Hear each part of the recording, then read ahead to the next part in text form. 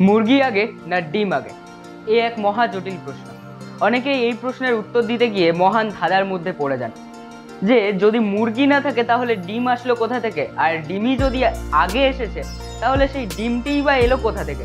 চলুন আজ এই প্রশ্নটির সমাধান দিয়েই দেওয়া যাক যে কে আগে এসেছে, মুরগি নাকি ডিম।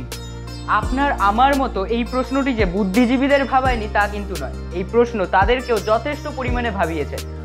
অতদিন এই প্রশ্নটির উত্তর আমাদের কাছে ছিল না, কিন্তু বর্তমানে এই প্রশ্নটির উত্তর আমাদের কাছে আছে।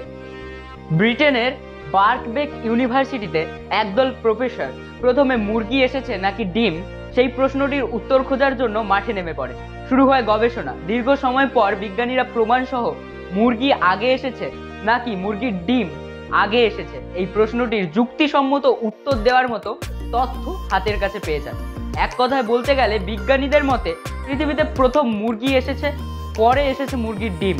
গবেষণায় মুরগির ডিমের খোলসে এক প্রকার প্রোটিন পাওয়া গেছে, আর সব থেকে আশ্চর্যের বিষয় হলো এই প্রোটিন শুধুমাত্র মুরগির শরীরেই পাওয়া যায়। কিন্তু তাতে কি, ডিম থেকে মুরগিতেও তো এই প্রোটিন আসতে পারে। অপেক্ষা করুন, এর উত্তরও রয়েছে। মুরগির শরীরে প্রাপ্ত এই বিশেষ প্রোটিনটির নাম হলো ওভোক্লিডিন। জানেন কি এই প্রোটিনটির কাজ কি? মুরগির শরীরে প্রাপ্ত এই প্রোটিনটি ডিমের খোলস গঠন করতে সাহায্য করে। এই প্রোটিন ছাড়া ডিমের খোলস গঠিত হবে না, আর ডিমের খোলসে এই প্রোটিন আসবে তখনই যখন এটিকে বাইরে থেকে প্রয়োগ করা হবে। বাইরে থেকে প্রয়োগ করা হবে অর্থাৎ কোনো প্রাণী মারফত এটি তার অভ্যন্তরে সরবরাহ করা হবে। সুতরাং খোলস গঠনে সাহায্যকারী এই প্রোটিন মুরগির শরীর থেকে ডিমের খোলসে সরবরাহ হয়েছে। মুরগির গর্ভাশয়ে উৎপন্ন এই প্রোটিন ততক্ষণ পর্যন্ত ডিম গঠন সম্ভব নয়, যা প্রমাণ করে যে মুরগি প্রথমে এসেছে। মুরগি আগে এসেছে নাকি মুরগির ডিম এই প্রশ্নের উত্তর খোঁজার জন্য যে গবেষকদের দল গবেষণা চালিয়েছিলেন তাদের মুখপাত্র ছিলেন কলিন ফ্রিম্যান। তার মতে ওভোক্লিডিন প্রোটিন ছাড়া ডিমের গঠন সম্ভব নয়, আর এই প্রোটিন ছাড়া ডিম অসম্পূর্ণ। বিশেষ এই প্রোটিন মুরগির শরীরেই পাওয়া যায়। সুতরাং মুরগি আগে না ডিম আগে সেটি প্রমাণিত। কিন্তু প্রশ্নের সমাধান হওয়ার সাথে সাথে আরেকটি প্রশ্নের উদয় হয় যে তাহলে মুরগিটা এলো কোথা থেকে? সৃষ্টিকর্তার হাত ধরে? আমি ধর্ম অবশ্যই মানি, কিন্তু সব ক্ষেত্রে ধর্মকে টেনে নিয়ে আসার পক্ষপাতী আমি নই। তাহলে আসুন জেনে নিই মুরগি কোথা থেকে এসেছে। অধিকাংশ বিজ্ঞানী মনে করেন যে মুরগির উৎপত্তি স্থল দক্ষিণ পূর্ব এশিয়া। সেখান থেকেই মুরগি গোটা বিশ্বে ছড়িয়ে পড়ে। বিজ্ঞানীরা মনে করেন মুরগির পূর্বপুরুষ হলো লাল বনমোরগ। জীবন বিজ্ঞান বইটি ঘাটলেই ডারউইনের বিবর্তনবাদ নামে একটি তত্ত্ব আমরা জানতে পারি। এই তত্ত্ব অনুসারে বর্তমান দিনে আমরা যে সমস্ত প্রাণীদের দেখি সেগুলি আসলে পূর্বের কোনো প্রাণীর বিবর্তনের রূপ। এই গ্যালাস এর বাসস্থান ছিল দক্ষিণ পূর্ব এশিয়ার জঙ্গল। বিশেষ এই প্রজাতির সঙ্গে বনমোরগ অর্থাৎ গ্যালিফর্মস এর মিলনে একটি মিশ্রিত প্রজাতির জন্ম হয়, আর এই মিশ্রিত প্রজাতির বিবর্তিত রূপ আমাদের কাছে মুরগি নামে পরিচিত।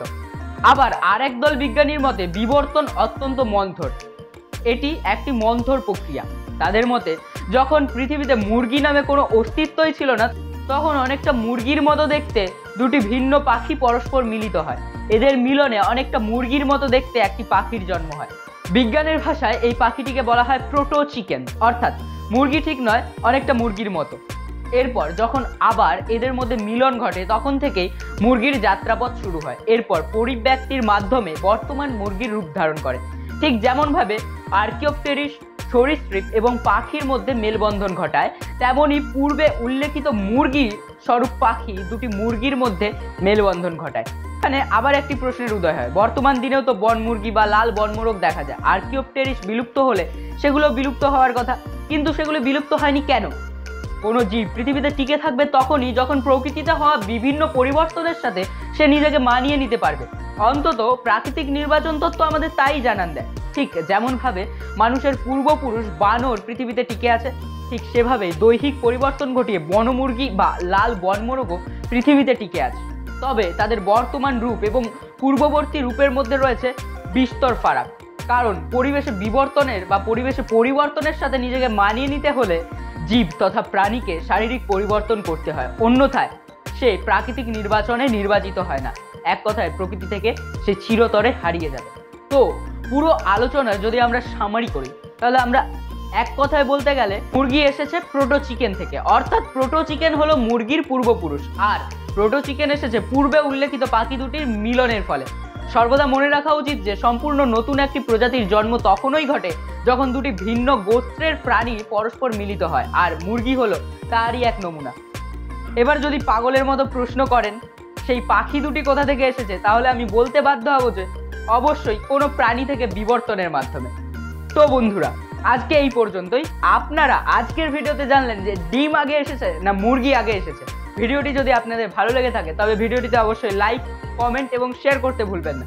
আর যদি এই চ্যানেলে নতুন হয়ে থাকেন তবে চ্যানেলটিকে সাবস্ক্রাইব করে আমাদের পাশে থাকবেন। ধন্যবাদ, দেখা হচ্ছে পরবর্তী ভিডিওতে। ততক্ষণ পর্যন্ত ভালো থাকবেন, সুস্থ থাকবেন।